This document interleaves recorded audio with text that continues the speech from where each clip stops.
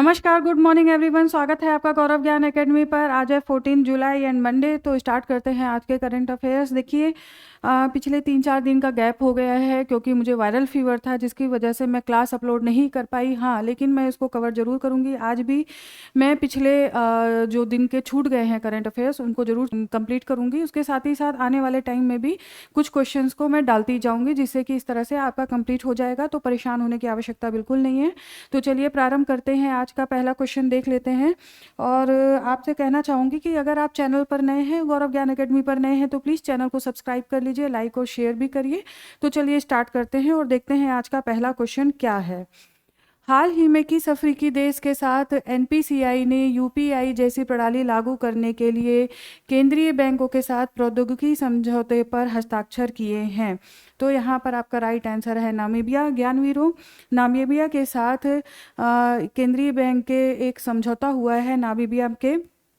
देखिए यहाँ पे 4 समझौते कुल हुए हैं। इसके साथ ही साथ स्वास्थ्य स्वास्थ्य और चिकित्सा पर भी समझौता हुआ है। इसके साथ ही साथ देखिए यहाँ पर एक उद्यमिता विकास केंद्र की स्थापना भी की जाएगी। उद्यमिता विकास केंद्र की स्थापना भारत के द्वारा यहाँ पर की जाएगी। ठीक है, तो आपको इतने फैक्ट ध्यान रखने हैं की स्थापना भी की जाएगी। तो ये आपको ध्यान रखना है और ये इंपॉर्टेंट क्वेश्चन है ज्ञानवीरों, आपको ध्यान रखना है। आ जाइए नेक्स्ट क्वेश्चन देखते हैं। नेक्स्ट क्वेश्चन क्या है? भारतीय नौसेना में हाल ही में शामिल किया गया पहला स्वदेशी गोताखोरी सहायता पोत डाइविंग सपोर्ट वेसल कौन सा है? तो देखिए यहाँ पर आपका राइट आंसर है निस्तार।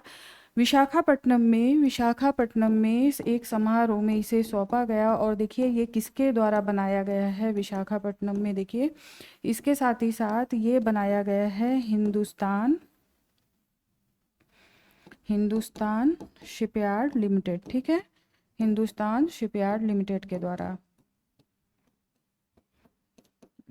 द्वारा। तो आपको ये भी ध्यान रखना है कि ये किसके द्वारा निर्मित है और ये नाम है निस्तार। आ जाइए नेक्स्ट देखते हैं। नेक्स्ट क्वेश्चन क्या है? दिल्ली में महिलाओं के लिए फ्री बस यात्रा की सुविधा को जारी रखने के लिए कौन सा स्मार्ट कार्ड शुरू किया गया है? तो इस स्मार्ट कार्ड का नाम है सहेली पिंक स्मार्ट कार्ड। देखिए इसमें क्या है कि इस स्मार्ट कार्ड से बस के थ्रू और मेट्रो के थ्रू आराम से यात्रा की जा सकती है। अलग अलग कार्ड रखने की आवश्यकता नहीं है। इसके अलावा इस कार्ड को प्राप्त करने के लिए कोई बहुत ज़्यादा पेपर वर्क नहीं किया गया है, ताकि सभी वर्ग की महिलाएं जो पढ़ी लिखी भी नहीं हैं वो भी आराम से अपने कुछ डॉक्यूमेंट्स के साथ जा करके इसे ले सकती हैं। ठीक है, तो आ जाइए नेक्स्ट क्वेश्चन देखते हैं क्या है। भारतीय केले के सबसे बड़े आयातक देश का नाम बताइए। ठीक है, तो यहाँ पर है आयातक ईरान। अभी क्या हुआ, ये क्वेश्चन डालने का उद्देश्य क्या है, क्योंकि ईरान और इजराइल का जो युद्ध हुआ उसमें भारतीय केले का निर्यात काफ़ी हद तक कम हो गया, क्योंकि जो केला था वो अब ज़्यादा टाइम के साथ वहाँ पहुँच पा रहा था, जिसकी वजह से यहाँ पर किसानों को बहुत प्रॉब्लम हुई, काफ़ी घाटा उठाना पड़ा। देखिए यहाँ पे जो केले का निर्यात है भारत के द्वारा, वो ग्रैंड नेने किस्म का केला निर्यात किया जाता है, जो कि वहाँ के आम से लेकर खास वर्ग तक के लोग इस केले को पसंद करते हैं, भारतीय केले को। इसके साथ ही साथ देखिए भारत का जो केला है वो ईरान तो जा ही रहा है सबसे ज़्यादा, इसके साथ ही साथ इराक में, सऊदी अरब में, कतर में, ओमान में, इन गल्फ़ कंट्रीज़ के आसपास जाता है। जबकि अगर अच्छा उत्पादन होता है भारत में केले का, लेकिन उसके बावजूद भी हम लैटिन अमेरिकी देशों से पीछे हैं, क्योंकि उनका कब्जा अमेरिका और कनाडा और इन सब वेस्टर्न कंट्रीज़ में है, जो उनकी बढ़त भारत से ज़्यादा है इस मामले में। जबकि भारत अच्छा उत्पादन करते हुए भी इस मामले में पीछे है। ठीक है, तो आपको ये ध्यान रखना है। और देखिए राष्ट्रीय केला अनुसंधान केंद्र, अगर आपको नहीं पता है तो आप देख लीजिए राष्ट्रीय केला अनुसंधान केंद्र कहाँ पर है ज्ञानवीरों? तो देखिए राष्ट्रीय केला अनुसंधान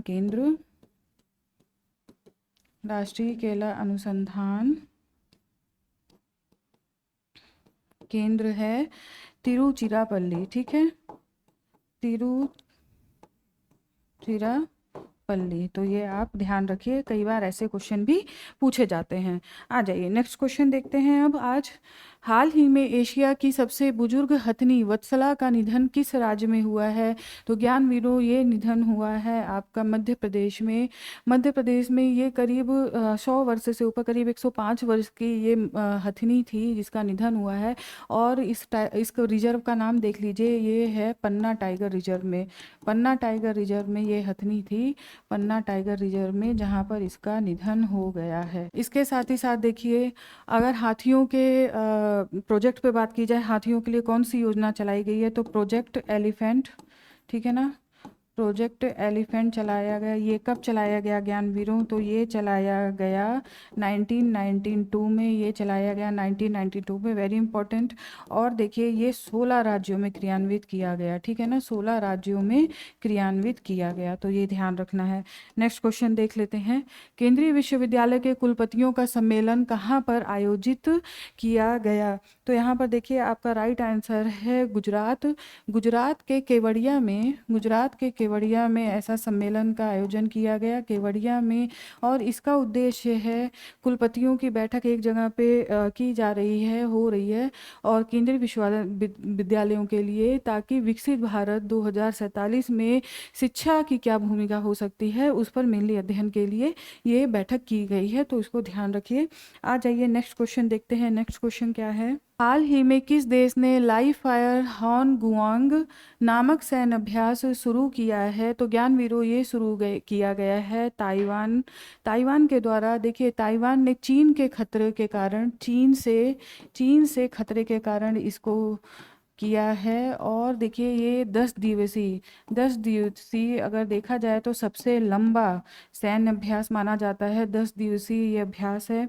इसके साथ ही साथ देखिए, ये लाइव फायर होनगुआंग है। देखिए, लाइव फायर ये युद्ध से थोड़ी कम स्थिति ही मानी जाती है, तो ऐसा सैन्य अभ्यास ये होता है, तो इसको आप ध्यान रखिए। आ जाइए नेक्स्ट क्वेश्चन देखते हैं। नेक्स्ट क्वेश्चन आज का क्या है?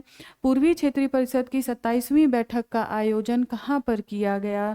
तो ज्ञानवीरों, ये किया गया है रांची में। पूर्वी क्षेत्रीय परिषद की 27वीं बैठक हुई है रांची में, और अमित शाह, गृह मंत्री अमित शाह ने इसकी अध्यक्षता की। आपको पता होगा अच्छे से कि जो क्षेत्रीय परिषद के अध्यक्ष होते हैं वो गृह मंत्री होते हैं। अमित शाह के द्वारा इसका उद्घाटन किया गया। और देखिए, अगर हम पूर्वी क्षेत्रीय परिषद की बात करें तो इसमें कौन कौन से राज्य आते हैं? तो इसमें आपको ध्यान रखना है, इसमें आता है बिहार, पश्चिम बंगाल, ठीक है, बिहार, पश्चिम बंगाल, झारखंड और उड़ीसा, ठीक है। इसमें छत्तीसगढ़ नहीं आता है, आपको ये ध्यान रखना है, छत्तीसगढ़ नहीं आता है, आपको ये ध्यान रखना है। तो ये 4 राज्य पूर्वी क्षेत्रीय परिषद में आते हैं। तो नेक्स्ट क्वेश्चन देखिए। नेक्स्ट क्वेश्चन क्या है? पहला विश्व जनसंख्या दिवस कब मनाया गया? तो राइट आंसर है आपका 11 जुलाई 1990, 11 जुलाई 1990 से मनाया गया। देखिए ज्ञानवीरों, यानी कि यूनाइटेड नेशन डेवलपमेंट प्रोग्राम, ठीक है, यूनाइटेड नेशन डेवलपमेंट प्रोग्राम के द्वारा, यूएनडीपी के द्वारा, देखिए 1989 में निर्णय लिया गया और 90 से मनाया जाने लगा, ठीक है, ये ध्यान रखिए। और इसकी जो प्रेरणा मिली थी, यूएनडीपी को जो प्रेरणा मिली थी इसके लिए, वो मिली थी 11 जुलाई, ठीक है, 11 जुलाई 1987 से, जब कुल विश्व की संख्या 5 अरब हो गई थी, ठीक है, विश्व की कुल संख्या 5 अरब हुई थी, उसी दिन 5 अरब हुई थी 11 जुलाई के ही दिन। इस वजह से ये प्रेरणा मिली और 89 से ये यूएनडीपी के द्वारा निर्णय लिया गया। इसके साथ ही साथ देखिए, अगर अभी 2025 की अनुमानित जनसंख्या देखी जाए, अनुमानित जनसंख्या, तो इसमें देखिए भारत का यहाँ पर देख लीजिए, भारत का पहला पोजीशन है, ये अनुमानित है ज्ञानवीरों, भारत का फर्स्ट पोजीशन है। सेकंड पोजीशन अगर बात की जाए तो वो चीन है, ठीक है। थर्ड पोजीशन पर यूएसए है और फोर्थ पोजीशन पर इंडोनेशिया है। तो आपको ध्यान रखना है, ये क्वेश्चन भी पूछा जा सकता है, आपको ये ध्यान रखना है, ठीक है। अगर हम भारत के बारे में बात करें तो भारत में 18.4% के साथ 18.4% के साथ कुल विश्व की 18.4 जनसंख्या भारत की है। और अगर हम बिलियन में बात करें तो ये है 1.46 बिलियन। ये ज्ञानवीरों, ये फैक्ट आपको ध्यान रखना है, यहाँ से क्वेश्चन जरूर आएगा, ठीक है। या तो ये पूछ लिया जा सकता है 1.46 बिलियन या 18.4%, तो ये आपको ध्यान रखना है, ये इनमें से ज़रूर पूछा जा सकता है। भारत, चाइना, यूएसए और इंडोनेशिया, ये भी क्रम आपको ध्यान रखना है। और देखिए कितनी मतलब फ़नी बात है कि भारत जो 18% के साथ नंबर 1 पर है और थर्ड नंबर पर यूएसए है, तो इनका जो परसेंटेज है टोटल विश्व का वो 4% समथिंग है। तो यानी कि हम 4.5 गुना ज़्यादा हैं। तो कितना गैप है देखिए, फर्स्ट कंट्री में और फोर्थ कंट्री में कितना ज़्यादा गैप है, तो ये देखने वाली बात है। आ जाइए नेक्स्ट क्वेश्चन देखते हैं। नेक्स्ट क्वेश्चन क्या है, यूरो को अपनी आधिकारिक मुद्रा के रूप में अपनाने वाला 21वां सदस्य देश कौन सा है, ठीक है।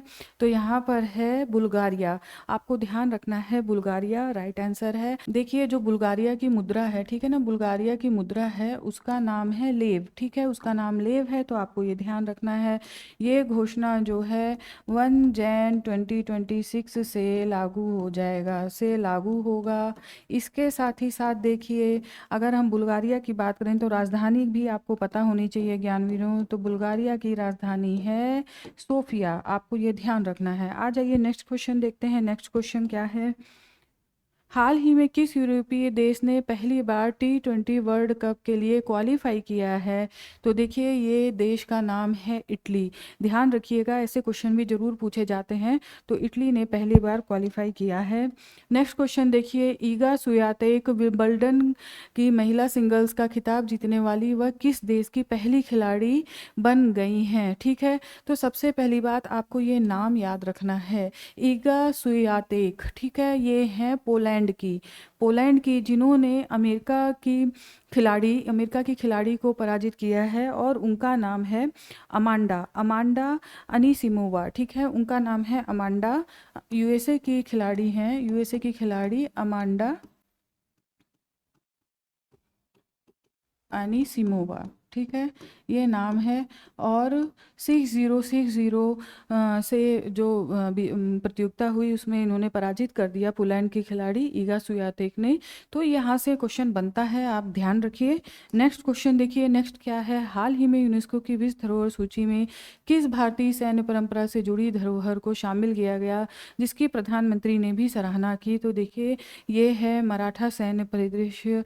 मराठा सैन्य जो किला है उसे यूनेस्को की सूची में शामिल किया गया है। और सबसे इम्पॉर्टेंट बात ये है, ये जो निर्णय लिया गया, ये निर्णय लिया गया आपका पेरिस में आयोजित, देख लीजिए ये जो निर्णय लिया गया, ये निर्णय पेरिस में आयोजित, पेरिस में, सबसे पहली बात पेरिस में आयोजित WHC की बैठक में लिया गया, यानी कि वर्ल्ड हेरिटेज कमेटी, ठीक है, वर्ल्ड हेरिटेज कमेटी की बैठक में लिया गया, ठीक है,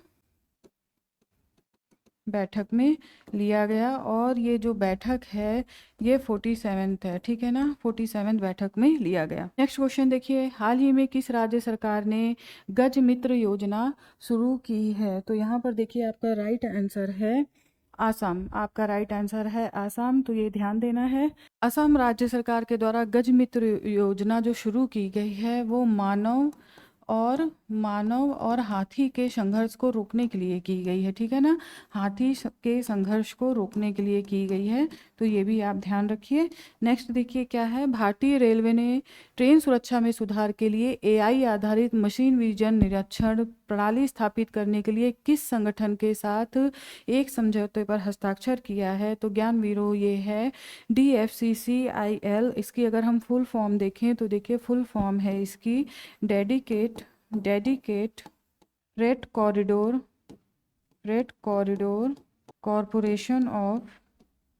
कॉरपोरेशन ऑफ इंडिया लिमिटेड, ठीक है, कॉरपोरेशन ऑफ इंडिया लिमिटेड, तो ये फुल फॉर्म है, आपको ध्यान रखना है, ठीक है। नेक्स्ट क्वेश्चन देखिए, नेक्स्ट क्वेश्चन क्या है आज का, कौन सी आईपीएल फ्रेंचाइजी 2025 में सबसे मूल्यवान ब्रांड बन गई है? सबसे मूल्यवान ब्रांड पूछा जा रहा है तो ज्ञान वीरो ये है रॉयल चैलेंजर्स बेंगलोर। देखिए रॉयल चैलेंजर्स बेंगलोर पहली बार सबसे मूल्यवान ब्रांड बनी है। मुंबई इंडियंस और चेन्नई सुपर किंग्स को पीछे छोड़ते हुए पहली बार रॉयल चैलेंजर्स बेंगलोर सबसे मूल्यवान ब्रांड बन गई है, तो आप ये ध्यान रखिए। नेक्स्ट क्वेश्चन देखिए, हाल ही में किस केंद्रीय मंत्रालय ने साइबर सुरक्षा में एक पेशेवर विकास कार्यक्रम शुरू करने के लिए बिट्स पिलानी के साथ एक समझौते पर हस्ताक्षर किया है? तो राइट आंसर है इलेक्ट्रॉनिक्स और सूचना प्रौद्योगिकी मंत्रालय, ministry of electronics and information technology. ठीक है, तो आप इसको ध्यान रखिए। नेक्स्ट क्वेश्चन देखिए क्या है, भारत के 27वें ग्रैंड मास्टर कौन बने हैं? तो देखिए राइट आंसर है हरि कृष्णन ए। ये जो गेम है वो देख लीजिए, फ्रांस के लॉ प्लेग ने शतरंज महोत्सव, ठीक है, शतरंज महोत्सव में इन्होंने अपनी ये पोजीशन प्राप्त की है महोत्सव में। इसके साथ देखिए आप, इसके साथ ही साथ देखिए ये हो गया। इसके साथ ही साथ आप देखिए ये जो हरिकृष्णन जी हैं ये चेन्नई के रहने वाले हैं, ठीक है। आ जाइए नेक्स्ट क्वेश्चन देखते हैं क्या है, हाल ही में किस भारतीय सामाजिक कार्यकर्ता को संयुक्त राष्ट्र जनसंख्या पुरस्कार से सम्मानित किया गया है? United nation population award. तो राइट आंसर है यहाँ पर वर्षा देश पांडे। देखिए इन्होंने जो कार्य किया है मेनली वो लिंग समानता और प्रजनन दर को कम करने के लिए, तो इनका ये काम है और 35 सालों से ज़्यादा इन्होंने इस फील्ड में काम किया है, जिसकी वजह से इन्हें यूनाइटेड नेशन पॉपुलेशन अवार्ड से सम्मानित किया गया है। आ जाइए नेक्स्ट क्वेश्चन देखते हैं, हाल ही में राज्य मंत्री पंकज चौधरी ने व्यापार सुविधा सम्मेलन 2025 का उद्घाटन कहाँ पर किया है? तो ज्ञान वीरों ये उद्घाटन किया गया है नई दिल्ली में। नेक्स्ट क्वेश्चन देखिए, हाल ही में किस राज्य सरकार ने ऑपरेशन काल नेमी चलाया है? तो यहाँ पर आपका राइट आंसर है उत्तराखंड। देखिए ऑपरेशन काल नेमी का अर्थ है कि जो ढोंगी साधु संत है ना, जो ढोंगी साधु संत है उनकी धरपकड़ करना। अभी क्या हुआ, जो ये सावन में कांवड़ लेके आ रहे हैं जा रहे हैं श्रद्धालु, उनके चीज़ों में कोई खलल ना आए, उनके कोई समस्या ना पैदा हो, इसकी वजह से कालनेमी शुरू किया गया। और ऐसा बताया जा रहा है कि वहाँ पर साधु का वेश बना करके कुछ मुस्लिम्स लोग और बांग्लादेशी लोग वहाँ पर बैठे हुए जिनकी धर पकड़ की गई, और ख़ास तौर से ये कहीं ना कहीं किसी न किसी केस में अभियुक्त हैं। तो ये काम उत्तराखंड सरकार के द्वारा किया जा रहा है। अन्य महत्वपूर्ण तथ्य, बीएमडब्ल्यू के नए अध्यक्ष कौन बने हैं? तो देखिए बीएमडब्ल्यू के हरदीप सिंह बरार, ठीक है, आपको ये नाम ध्यान रखना है। नेक्स्ट देखिए, शिशुओं के लिए पहली मलेरिया दवा बनाई गई है। विश्व में पहली बार शिशुओं के लिए, जो छोटे बच्चों को भी दिया जा सकता है, वो है कार्टेम, उसका नाम है कार्टेम, और इसे नोवार्टिस ने तैयार किया है, तो आपको ये ध्यान रखना है। नेक्स्ट देखिए माउंट सिंदूर देखिए उत्तराखंड में चीन सीमा से लगी उत्तरकाशी की नेलांग घाटी में स्थित एक अनाम चोटी है, जिसे एसडीआरएफ के द्वारा राज्य सरकार को प्रस्ताव के लिए भेजा गया है। एसडीआरएफ की टीम ने यहाँ पर पर्वतारोहण यहाँ पर किया था, जिसके बाद से उन्हें पता चला कि ये एक अनाम चोटी है और उसे माउंट सिंदूर रखे जाने की योजना है। इसका प्रस्ताव अभी राज्य सरकार को भेजा गया है, यहाँ से पास होने के बाद फिर केंद्र सरकार को भेजा जाएगा, तब इस चोटी का नाम माउंट सिंदूर पड़ जाएगा, तो आपको ये ध्यान रखना है। तो ज्ञानवीरों आज यहीं तक, फिर आपके सामने कल नए अपडेट्स के साथ उपस्थित होती हूँ। तब तक के लिए धन्यवाद, नमस्कार, आपका दिन शुभ हो।